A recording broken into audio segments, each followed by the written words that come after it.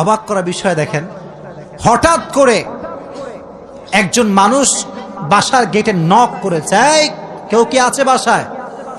Gate খুলেছে তো দেখছে গেটের বাইরে দাঁড়িয়ে আছে একজন সাহাবী, তার নাম হচ্ছে সালমান ফার্সি। তার নাম কি? এদিকে পেছনে কিয়ামত হয়ে যাক, তোমরা আমার দিকে তাকাও। তার নাম কি? সালমান ফার্সি।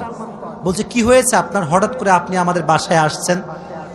বলছে নবীজি তোমার জন্য 9টি আনার হাদিয়া পাঠিয়েছেন। আপনার সুবহানাল্লাহ পড়তে পারলেন না? কয়টি আনার? আরো জোরে।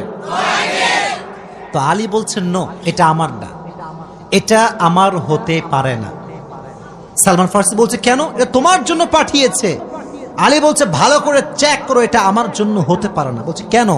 বলছে আল্লাহ তাআলা কোরআনে বলেছেন মান জাআ বিল হাসানাতি ফালাহু আশরু আমসালিহা, যে আল্লাহর রাস্তায় একটা দিবে আল্লাহ তারে 10 গুণ বাড়ায় দিবে।